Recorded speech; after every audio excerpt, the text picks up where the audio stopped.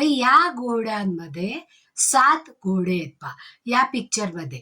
म्हणजे जेव्हा सूर्य ज्या रथावर बसून सकाळी आगमन होतं त्याचं, त्यावेळेस त्याचे पांढरे शुभ्र 7 घोडे असतात पहा.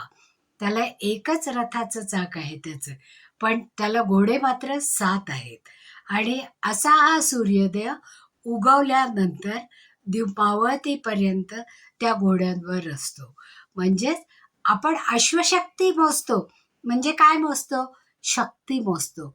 जी ऊर्जा आहे ती मोजतो. म्हणून या घोड्यामध्ये असणाऱ्या ऊर्जेचं, सामर्थ्याचं आणि शक्तीचं प्रतीक आहे.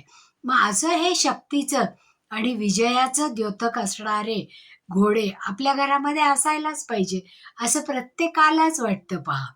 मग हे घोडे आपल्याला पॉवर देतं, पॉझिटिव्ह एनर्जी देतो आणि आयुष्यातल्या आपल्या प्रत्येक एरियामध्ये आपल्याला सक्सेस देण्यासाठी किंवा विजय प्राप्त करून देण्यासाठी या घोड्यांचा उपयोग होतो.